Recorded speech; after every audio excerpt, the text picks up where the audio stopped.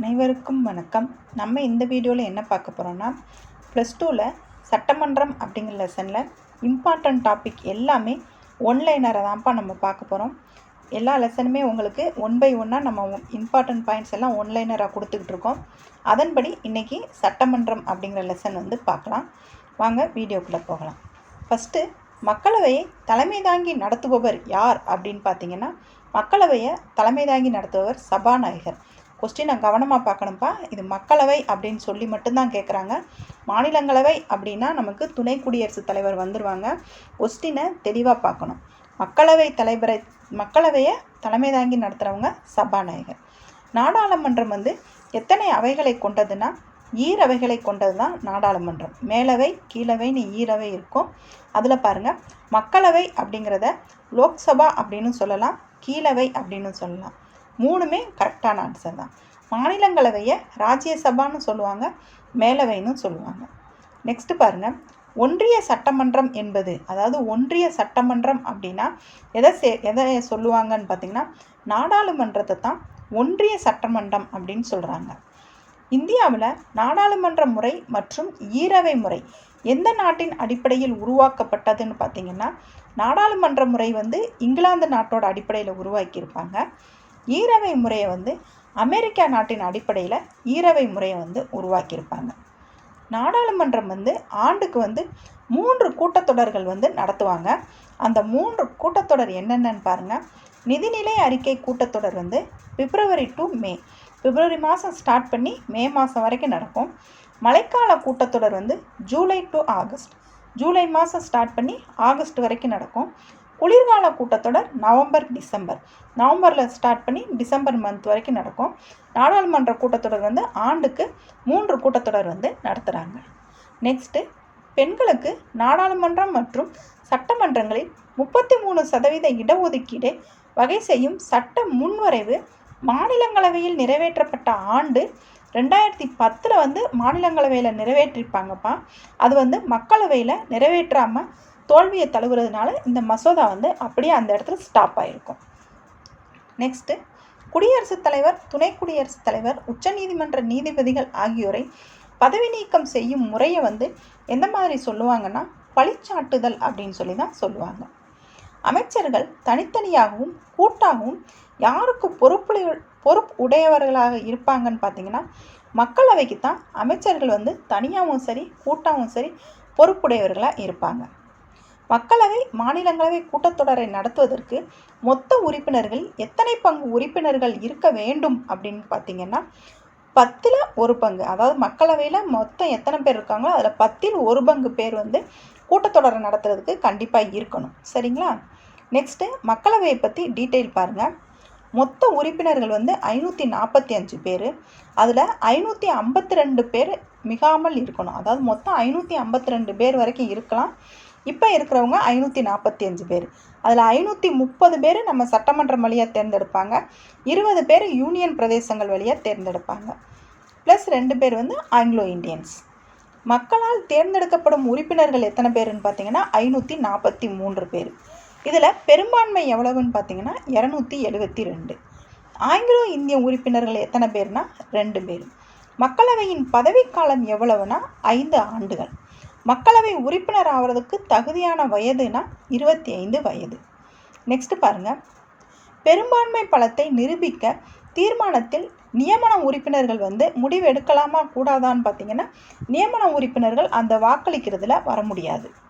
இரு அவைகளை சார்ந்த உறுப்பினர்களையும் மக்கள் பொதுவாக என்ன மாதிரி அழைக்கிறாங்கன்னா, மாநிலங்களவையாக இருந்தாலும் சரி மக்களவையாக இருந்தாலும் சரி 2 அவை சார்ந்த உறுப்பினர்களையும் மக்கள் நாடாளுமன்ற உறுப்பினர் அப்படின்னு சொல்லி தான் அழைக்கிறாங்க. மாநிலத்தில் 6 சட்டமன்ற தொகுதிகள் அடங்கியது தான் ஒரு நாடாளுமன்ற தொகுதி. அதாவது சட்டமன்ற தொகுதிகள் இருக்குது இல்லைங்களா, அதில் 6 சட்டமன்ற தொகுதிகள் சேர்ந்தது தான் ஒரு நாடாளுமன்ற தொகுதி. நாடாளுமன்ற தலைமைச் செயலகத்தின் நிர்வாக தலைவர் யாருன்னு பார்த்தீங்கன்னா, சபாநாயகர் அவர்கள் தான் நாடாளுமன்ற தலைமைச் செயலகத்தோட நிர்வாக தலைவர். சபாநாயகர் பற்றி டீட்டெயில் பாருங்கள். மக்களவையை தலைமை தாங்கி நடத்துபவர் யாருன்னா சபாநாயகர். மக்களவை உறுப்பினர்களால் அவங்க தேர்ந்தெடுக்கப்படுவாங்க. சபையை வழிநடத்துவது, கலந்துரையாடல் மற்றும் விவாதங்கள் நடக்க உதவுவது ஆகியவை சபாநாயகரோட கடமைகள் இருக்குது. நெக்ஸ்ட்டு, ஒரு திருத்த சட்டம் முன்மொழிவதற்கு யாரிடம் அனுமதி பெறணும்னு பார்த்தீங்கன்னா சபாநாயகர்கிட்ட தான் அனுமதி பெறணும். சிறப்புரிமை குறித்து எந்த விளக்கமும் வேண்டி ஆய்வு செய்யவும், விசாரணை நடத்தவும் மற்றும் அறிக்கை அளிக்கவும் உரிமை குழுவுக்கு பரிந்துரைக்கிறது யாருன்னு பார்த்தீங்கன்னா சபாநாயகர் அவர்கள். அதாவது சிறப்புரிமை குறித்து அது எப்படிப்பா சொல்கிறது, ஒரு அரசியலமைப்புக்கு சிறப்புரிமை அந்தஸ்து கொடுக்குறாங்கல்ல, அந்த மாதிரி சிறப்புரிமை குறித்து எந்த விளக்கமும் வேண்டி ஆய்வு செய்யவும், விசாரணை நடத்தவும், அறிக்கை அளிக்கவும் ஒரு குழு அமைக்கிறதுக்கு பரிந்துரைக்கிறது யாருன்னு பார்த்தீங்கன்னா சபாநாயகர் அவர்கள் தான் பரிந்துரைப்பாங்க. நெக்ஸ்ட்டு, நாடாளுமன்றத்தில் கூட்டத்தொடருக்கு தலைமை தாங்குபவர் யாருன்னு பார்த்தீங்கன்னா சபாநாயகர் அவர்கள் தான். எந்த திருத்த சட்டத்தின்படி ஒரு உறுப்பினரை கட்சித்தாவலின் அடிப்படையில் தகுதி இழப்பு செய்யும் அதிகாரம் சபாநாயகருக்கு உள்ளதுன்னு பார்த்தீங்கன்னா 52வது திருத்த சட்டத்தின்படி தான் அவங்களுக்கு தகுதி இழப்பு செய்யும் அதிகாரம் சபாநாயகருக்கு இருக்குது. நாடாளுமன்றத்தில் இருபுறமும் வாக்கு சம எண்ணிக்கையில் இருக்கும்போது சபாநாயகர் தனது வாக்கை செலுத்துவார். அந்த வாக்குக்கு பேர் என்னன்னு பார்த்தீங்கன்னா முடிவு செய்யும் வாக்கு, காஸ்டிங் ஓட் அப்படின்னு சொல்லி தான் சொல்கிறாங்க. மாநிலங்களவை உருவாக்கப்பட்ட ஆண்டு எப்பொழுதுனா 1952 ஏப்ரல் 3 தான் மாநிலங்களவை உருவாக்கியிருப்பாங்க. மாநிலங்களவையோட டீட்டெயில் பாருங்கள். மாநிலங்களவை கலைக்கப்படாத அவை மொத்த உறுப்பினர்கள் 250 பேருக்கு மிகாமல் இருக்கணும். மாநிலங்களவை மற்றும் யூனியன் பிரதேசத்தில் இருக்கிற உறுப்பினர்கள் எவ்வளோ பேர்னு பார்த்தீங்கன்னா 238 பேர். அதாவது 250 பேர் இருக்காங்கல்ல, அதில் யூனியன் பிரதேசங்களையும் மாநிலங்களையும் சேர்ந்து 238 பேர் தேர்ந்தெடுப்பாங்க. 12 பேரை குடியரசுத் தலைவர் நியமன உறுப்பினர்களாக நியமிப்பாங்க. மாநிலங்களவையோட பதவிக்காலம் எவ்வளவுன்னு பார்த்தீங்கன்னா 6 ஆண்டுகள். 2 வருஷத்துக்கு ஒரு தடவை அந்த 3ல் 1 பங்கு உறுப்பினர்கள் பதவிக்காலத்தை நிறைவு செய்வாங்க. மாநிலங்களவை உறுப்பினர் ஆகிறதுக்கு தகுதியான வயதுன்னு பார்த்தீங்கன்னா 30 வயது. இந்திய நாடாளுமன்றத்தில் 2வது ஆட்சி மன்றம் எதுன்னு பார்த்தீங்கன்னா மாநிலங்களவை தான். அதை மேலவை, ராஜ்யசபா அப்படின்னு சொல்லுவாங்க. சட்ட முன்வரைவுக்கு இறுதி வடிவம் கொடுக்கும் நிலை எதுன்னு பார்த்தீங்கன்னா அறிக்கை நிலை. அந்த அறிக்கை நிலை தான் சட்ட முன்வரைவுக்கு இறுதி வடிவம் கொடுக்கும் நிலை. மாநிலங்களவை உறுப்பினர்கள் தேர்ந்தெடுக்கும் முறை எந்த மாதிரி தேர்ந்தெடுப்பாங்கன்னா மாநிலங்களின் சட்டமன்ற உறுப்பினர்களால் மாற்றத்தக்க ஒற்றை வாக்கு மூல விகிதாச்சார பிரதிநிதித்துவம் படின்னு தான் இந்த மாநிலங்களவை உறுப்பினர்களை தேர்ந்தெடுக்கிறாங்க. மாநிலங்களவையின் அலுவல் வழி அவை தலைவராக இருப்பவர் யாருன்னா குடியரசுத் தலைவர் அவர்கள் தான் அலுவல் வழி அவை தலைவராக செயல்படுவாங்க. மாநிலங்களவைக்கு இணையான அதிகாரம் மாநிலங்களவைக்கு எதில் பெற்றுள்ளது? அதாவது மக்களவை, மாநிலங்களவை ரெண்டுக்குமே சமமான அதிகாரம் எதன் மூலம் பெற்றிருக்குன்னு பார்த்தீங்கன்னா சட்டம் இயற்றல தான் அவங்க 2 பேர்த்துக்குமே சமமான அதிகாரம் இருக்கும். எந்த முன்வரைவுகளை தவிர்த்து ஏனைய முன்வரைவுகள் அனைத்தும் மாநிலங்களவையின் தீர்மானங்களை நிறைவேற்ற முடியும்னா பணம், நிதி, இது 2 தவிர மித்த எல்லா முன்வரைவுகளும் மாநிலங்களவையில் நிறைவேற்றப்படணும். மக்கள் பிரதிநிதித்துவ சட்டம் 1951 கீழ் மாநிலங்களவைக்கு தேர்ந்தெடுக்கப்பட விரும்பும் ஒரு நபர் அந்த மாநிலத்தின் நாடாளுமன்ற தொகுதியில் ஒரு வாக்காளராக இருக்க வேண்டும் அப்படின்னு சொன்னாங்க. அது எந்த சட்டம்னு பாருங்கள், மக்கள் பிரதிநிதி சட்டம் 1951. ஒரு பர்சன் மாநிலங்களவைக்கு தேர்ந்தெடுக்கப்படணும் அப்படின்னு பார்த்தீங்கன்னா அவங்க அந்த மாநிலத்தில் நாடாளுமன்ற தொகுதியில் ஒரு வாக்காளராக இருக்கணும் அப்படிம்பாங்க. இதை 2003 சட்டத்தின்படி மாநிலங்களவைக்கு போட்டியிடும் ஒருவர் அந்த மாநிலத்தில் வசிப்பவராக இருக்க வேண்டும் அப்படிங்கிற நிபந்தனை விலக்கி கொள்ளப்பட்டது. எப்போ விலக்கி கொள்ளப்பட்டதுன்னா 2003. மாநிலங்களவை உறுப்பினர்கள் பற்றி டீட்டெயில் பாருங்கள். மாநிலங்களின் மக்கள் தொகை அடிப்படையில் தேர்ந்தெடுக்கப்படுகின்றன. ஒரு மாநிலத்தில் எவ்வளோ மக்கள் தொகை இருக்காங்கங்கிறத அடிப்படையில் தான் இந்த மாநிலங்களவை உறுப்பினர்கள் தேர்ந்தெடுக்கப்படுறாங்க. உத்தரப்பிரதேசத்தில் 31 உறுப்பினர்கள், அங்கே அதிக மக்கள் தொகை இருக்கிறதுனால 31 உறுப்பினர்கள் உத்தரப்பிரதேசத்துலேருந்து தேர்ந்தெடுக்கப்படுவாங்க. சிக்கிமில் 1 உறுப்பினர் தான், குறைவான மக்கள் தொகை இருக்கிறதுனால. தமிழ்நாட்டிலிருந்து 18 உறுப்பினர்கள் தேர்ந்தெடுக்கப்படுறாங்க. நெக்ஸ்ட்டு, நாடாளுமன்ற கூட்டத்தொடர் தொடங்குவதற்கு 40 நாட்களுக்கு முன்பு கூட்டத்தொடர் முடிந்த 40 நாட்கள் வரையிலுமே ஒரு உறுப்பினர் மீது உரிமையியல் வழக்குகளின் கீழ் கைது செய்ய முடியாது. நாடாளுமன்றத்தில் மிகவும் சக்தி வாய்ந்த அவை எதுன்னா கீழவை தான், மக்களவை தான் மிகவும் சக்தி வாய்ந்த அவை. நாட்டின் கொள்கைகள், திட்டங்கள் மற்றும் சட்டங்கள் இயற்றும் அவை எதுனா கீழவை. மக்களவையில் தான் திட்டங்கள், சட்டங்கள் இதெல்லாம் இயற்றுவாங்க. பணம் சார்ந்த முன்வரைவுகளின் மீது கீழவை லோக்சபாவுக்கு மட்டுமே முழு அதிகாரம் இருக்குது. பணம் சார்ந்த முன்வரைவுகளுக்கு மக்களவைக்கு தான் முழு அதிகாரம் இருக்குது.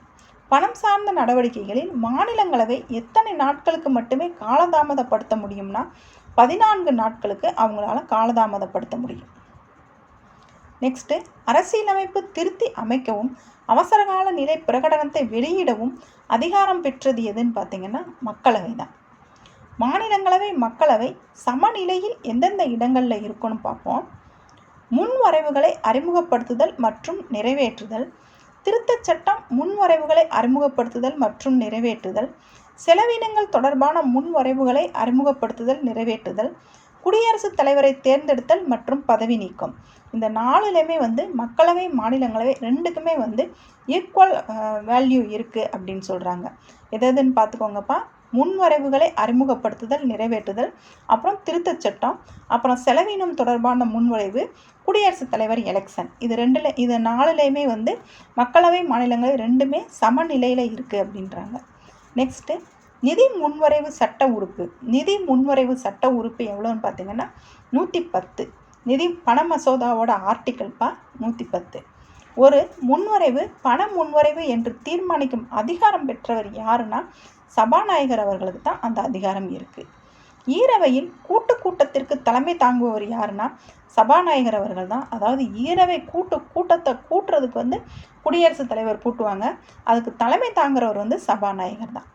அமலில் உள்ள தேசிய அவசர நிலையை நீக்கும் தீர்மானம் மக்களவையில் மட்டுமே அறிமுகப்படுத்தப்பட்டு ஏற்றுக்கொள்ளப்படும். அதாவது தேசிய அவசர நிலையை அறிவிச்சிட்டாங்க அப்படின்னா அதை நீக்கிறதுக்கான அதிகாரம் மக்களவைக்கு தான் இருக்கும். நெக்ஸ்ட் பாருங்க, ஆர்டிகல் 249 படி மாநில பட்டியலில் குறிப்பிடப்பட்டிருக்கும் அதிகாரங்களில் சட்டம் இயற்ற முடியும். அதாவது மாநிலங்களவை மாநில பட்டியலில் சட்டம் இயற்றுறதுக்கான ஆர்டிக்கல் என்னன்னா 249. நெக்ஸ்ட்டு, இந்திய தேர்வாணையத்தை உருவாக்க மாநிலங்களவைக்கு அதிகாரம் இருக்கிற சட்டம் ஆர்டிக்கல் என்னன்னா 312. நெக்ஸ்ட் பாருங்க, மாநிலங்களின் உரிமைகளை பாதுகாக்கும் காவலனாக செயல்படுவது எதுனா மாநிலங்களவை. இந்த 3 பாயிண்ட்டுமே ரொம்ப ரொம்ப இம்பார்ட்டன்ட் பாயிண்ட்டுப்பா. இதை கவனமாக பார்த்துக்கோங்க, ஆர்டிக்கலோட படிச்சிருங்க, கேட்பாங்க. மாநிலங்களவை மாநில பட்டியலில் சட்டம் இயற்றுவதற்கான ஆர்டிக்கல் 249. இந்திய தேர்வாணையத்தை உருவாக்குவதற்கான மாநிலங்களவைக்கான அதிகாரம்னு பார்த்தீங்கன்னா 312. மாநிலங்களவையின் உரிமைகளை பாதுகாக்கும் பாதுகாவலன் யாருன்னு பார்த்தீங்கன்னா மாநிலங்களவை. அரசமைப்பு 108வது திருத்தச் சட்டம் எதுன்னு பார்த்தீங்கன்னா பெண்கள் இட ஒதுக்கீடு தான் 108வது திருத்தச் சட்டம். நாடாளுமன்றத்தில் அலுவல் மொழியாக இந்தியும் ஆங்கிலமும் இருக்கலாம் அப்படின்னு சொல்லி கூறும் சரத்து எதுன்னு பார்த்தீங்கன்னா 120. அலுவல் மொழியாக இந்தி, ஆங்கிலம் எது வேணாலும் இருக்கலாம் அப்படின்னு கூறுற சரத்து 120. நாடாளுமன்றம் 2 வகையான முன்வரைவுகளை நிறைவேற்றுகிறது. அது என்னென்ன முன்வரைவுன்னு பாருங்க. நிதி முன்வரைவு, நிதி சாராத முன்வரைவு, அல்லது சாதாரண அல்லது பொது முன்வரைவு. இந்த 2 முன்வரைவுமே நாடாளுமன்றத்தில் நிறைவேற்றுது. நெக்ஸ்ட் பாருங்க, எத்தனை மாதத்திற்கு முன் மக்களவை சபாநாயகருக்கோ அல்லது மாநிலங்களவை தலைவருக்கோ தெரிவிக்க வேண்டும் அப்படின்னு பார்த்தீங்கன்னா 1 மாதத்துக்கு முன்னாடி. அதாவது ஒரு முன்வரைவை நாங்கள் சட்டசபையில் முன்மொழிய போகிறோம் அப்படிங்கிறத அவங்க மக்களவை சபாநாயகருக்கு இல்லை மாநிலங்களவை தலைவருக்கு 1 மாதத்துக்கு முன்னாடியே அவங்க தகவல் சொல்லணும். நெக்ஸ்ட் பாருங்க, ஒவ்வொரு சட்ட முன்வரைவும் கீழ்கண்ட நிலைகளை கடக்க வேண்டும். ஒரு சட்ட முன்வரைவு எந்த மாதிரி ஸ்டார்ட் பண்ணி எந்த மாதிரி அது சட்டமாகுது அப்படின்னு பாருங்க. முதல் வாசிப்பு, 2ஆம் வாசிப்பு, குழு நிலை, அறிக்கை நிலை, 3ஆம் வாசிப்பு. முதல் 2 வாசிப்பு, அதுக்கு பிறகு 2 இடையில, அதுக்கப்புறம் 3ஆவது வாசிப்பு. குழு நிலை, அறிக்கை நிலை, அதுக்கப்புறம் 3ஆவது வாசிப்பு. இதை மிஸ்மேட்ச் பண்ணி கொடுத்துட்டு காலவரிசைப்படுத்துகன்னு சொல்லிடுவாங்கப்பா. அதை கவனமாக பார்த்துக்கோங்க.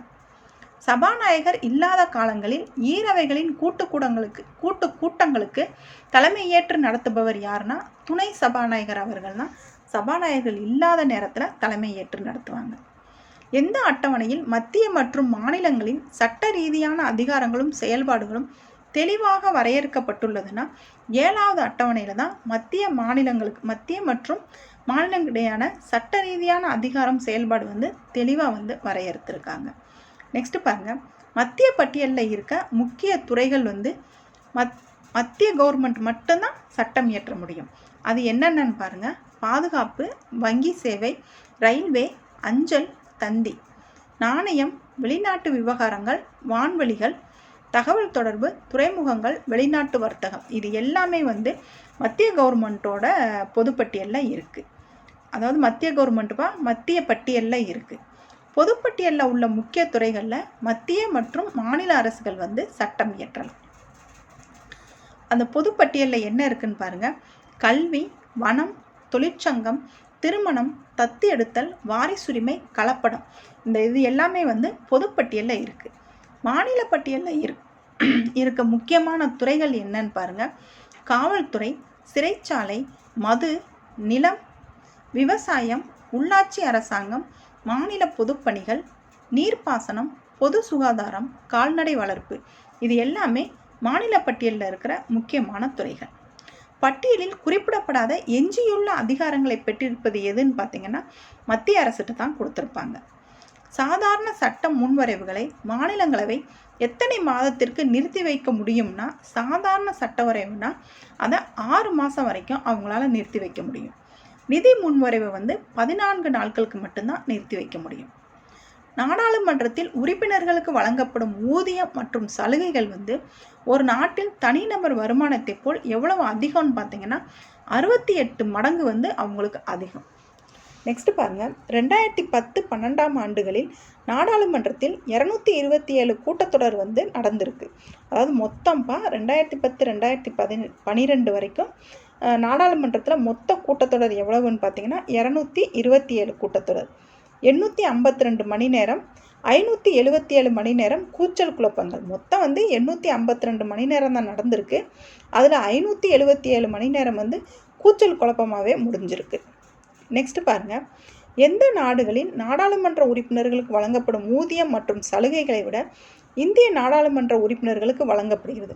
அதாவது எந்த நாட்டை விட அதிகமான சலுகைகளும் ஊதியமும் வந்து நம்ம இந்திய உறுப்பினர்களுக்கு வழங்குறாங்கன்னு பார்த்தீங்கன்னா சிங்கப்பூர், ஜப்பான், இத்தாலி, அங்கே இருக்கிறவங்கள விட அதிகமான சம்பளம் வந்து நம்ம நாடாளுமன்ற உறுப்பினர்களுக்கு வந்து வழங்குறாங்க. ஒரு சட்டத்தை திருத்தம் செய்வதற்கு தேவையான ஆதரவு எவ்வளவுன்னு பார்த்தீங்கன்னா மொத்த உறுப்பினர்கள் எண்ணிக்கை 50% மேல் வந்து ஆதரவு இருக்கணும். ஒரு சட்டத்தை வந்து திருத்துறாங்கன்னா அந்த மொத்த உறுப்பினர்களில் 50% மேலே இருக்கிறவங்க வந்து ஆதரவு தரணும். செகண்ட் ஒன்று, வாக்கு செலுத்தியவர்களின் எண்ணிக்கை 2/3 பங்கு பெரும்பான்மையாக இருக்கணும். அதாவது ஓட்டு போடுறாங்கல்ல, அவங்களோட எண்ணிக்கை வந்து 2/3 பங்கு வந்து பெரும்பான்மையாக இருக்கணும். நெக்ஸ்ட் பாருங்கள், அரசியலமைப்பு திருத்த சட்டத்தை பற்றி குறிப்பிடும் சரத்து என்னன்னா 368. அரசியலமைப்பு திருத்த சட்டங்கள் வந்து மூன்று வழிகளில் வந்து இந்த அரசியலமைப்பு வந்து திருத்துவாங்க. அதுக்குரிய வழிமுறைகள் என்னன்னு பார்ப்போம். நாடாளுமன்றத்தில் தனிப்பெரும்பான்மை, நாடாளுமன்றத்தின் சிறப்பு பெரும்பான்மை, நாடாளுமன்றத்தின் சிறப்பு பெரும்பான்மை மற்றும் 50% மேல் மாநில சட்டமன்றங்களின் ஆதரவு, இந்த 3 அடிப்படையில் தான் அரசியலமைப்பு திருத்த சட்டங்களை வந்து மேற்கொள்வாங்க. நெக்ஸ்ட் பாருங்கள், புதிய மாநிலங்களை உருவாக்குவது, எல்லைகளை மாற்றி அமைப்பது வந்து அதிகாரம் யார்கிட்ட இருக்குன்னா நாடாளுமன்றத்தில் தனி பெரும்பான்மை தான் அதோட அதிகாரமாக இருக்குது. நெக்ஸ்ட்டு, மாநிலங்களின் மேலவையை உருவாக்குவது அல்லது நீக்குவது யாருன்னா நாடாளுமன்றத்தோட தனிப்பெரும்பான்மை. நாடாளுமன்றம் அப்படின்னு சொன்னாங்கன்னா அதில் மக்களவை, மாநிலங்களவை ரெண்டுமே வந்துரும்ப்பா, கவனமாக பார்த்துக்கோங்க. அடிப்படை உரிமைகள், அரசு நெறிமுறை கொள்கையின் திருத்தம் செய்ய நாடாளுமன்றத்தில் சிறப்பு பெரும்பான்மை வேணும். இதுக்கு வந்து மேலவையை உருவாக்குறதுக்கும் எல்லைகளை வந்து மாற்றி அமைக்கிறதுக்கு வந்து தனிப்பெரும்பான்மையே போதும். ஆனால் அடிப்படை உரிமைகள், அரசு நெறிமுறை கொள்கைகளை திருத்தம் செய்கிறதுக்கு வந்து சிறப்பு பெரும்பான்மை வேணும்னு சொல்கிறாங்க. நாடாளுமன்றத்தில் சிறப்பு பெரும்பான்மை மற்றும் மாநில சட்டமன்றங்களின் ஆதரவு வந்து கீழ்கண்ட எதன் மூலம் திருத்தம் செய்யலான்னு பார்த்தீங்கன்னா குடியரசுத் தலைவரை தேர்ந்தெடுத்தல் மற்றும் அதன் முறைகள், மத்திய மற்றும் மாநிலங்களின் நிர்வாக அதிகாரங்களின் விரிவாக்கம், உச்சநீதிமன்றம், உயர்நீதிமன்றங்கள், 7வது அட்டவணையில் அடங்கியுள்ள பட்டியல், இந்த 4க்குமே வந்து நாடாளுமன்றத்தில் சிறப்பு பெரும்பான்மை வேணும். மாநிலத்தோட சட்டமன்றத்தோட ஆதரவு இருந்தால் மட்டும்தான் இதில் வந்து திருத்தம் செய்ய முடியுங்கிறாங்க. எதுலன்னு பாருங்கள், குடியரசுத் தலைவரை தேர்ந்தெடுக்கிறது, மத்திய மாநில அரசுகளோட நிர்வாக அதிகாரத்தை வந்து விரிவாக்கம் செய்கிறது, புதுசாக உச்சநீதிமன்றம் உயர்நீதிமன்றம் ஸ்டார்ட் பண்ணுவாங்கள்ல அது, அப்புறம் 7வது அட்டவணையில் பட்டியலில் இருக்கிறது. சரிங்களா? நெக்ஸ்ட்டு, மாநில நிர்வாகத்தின் அரசமைப்பு தலைவர் யாருன்னா ஆளுநர் அவர்கள் தான் மாநில நிர்வாகத்தோட அரசமைப்பு தலைவர். ஆளுநர் வந்து யார் மூலம் நியமனம் செய்கிறாங்கன்னா குடியரசுத் தலைவர் மூலம் தான் நியமனம் செய்கிறாங்க. அமைச்சரவை நியமனம், அதாவது ஆளுநர்கள் வந்து சில டீட்டெயில் பாருங்கள். ஆளுநர் யாரை நியமனம் செய்கிறாங்கன்னா அமைச்சரவையை நியமனம் செய்வாங்க, மாநில அரசு தலைமை வழக்கறிஞரை நியமனம் செய்வாங்க, மாநில அரசு பணியாளர் தேர்வாணையத்தோட உறுப்பினர்களை நியமனம் செய்வாங்க, மாநில சட்டமன்றத்திற்கு வந்து ஒரு ஆங்கிலோ இந்தியனை வந்து நியமனம் செய்வாங்க. நாடாளுமன்றத்தில் உள்ள நிலைக்குழுக்கள் அவற்றின் பணி தன்மைக்கேற்ப நிலைக்குழுக்கள் எத்தனை வகையாக பிரிக்கப்பட்டிருக்குன்னா 6 வகையாக வந்து பிரிச்சிருக்காங்க. மக்களவை மாநிலங்களவை கூட்டத்தொடர்களை நடத்துவதற்கு மொத்த உறுப்பினர்கள் எவ்வளோ வேணும்னா 10ல் 1 பங்கு உறுப்பினர்கள் இருக்கணும். மத்திய அரசாங்க தலைவர் யாருன்னு பார்த்தீங்கன்னா பிரதமர் அவர்கள். மத்திய அரசின் தலைவர் யாருன்னு பார்த்தீங்கன்னா குடியரசுத் தலைவர். மாநில அரசாங்க தலைவர்னா முதலமைச்சர், மாநில அரசின் தலைவர்னா ஆளுநர். மாநிலங்களவையின் தலைவர் யாருன்னா குடியரசு துணைத் தலைவர். தேசிய சட்டமன்றம் அப்படிங்கிறது வந்து நாடாளுமன்றம். சட்டம் இயற்றுகின்ற உச்ச அமைப்பு எதுனா சட்டமன்றம். மாநிலத்தின் செயல் அதிகாரம் வந்து ஆளுநர்கிட்ட தான் இருக்கும். இதோட உங்களுக்கு 12th பாலிட்டியில் சட்டமன்றம் சம்மந்தமாக இருக்கிற இம்பார்ட்டன்ட் பாயிண்ட்ஸ் எல்லாமே உங்களுக்கு ஒன்லைனராக கொடுத்துட்டோம்ப்பா. நீங்கள் புக் எடுத்து படிச்சுட்டு இந்த ஒன்லைனரை எடுத்து ஒருக்க நீங்கள் ரீட் பண்ணிங்கன்னா உங்களுக்கு எப்போவும் மறக்காது. இந்த வீடியோ வந்து உங்களுக்கு லாஸ்ட் டைம் ரிவிஷனுக்கு வந்து ரொம்ப ரொம்ப உதவிகரமாக இருக்கும். சரிங்களா? அடுத்து இன்னொரு லெசனை ஒன்லைனராக பார்க்கலாம்.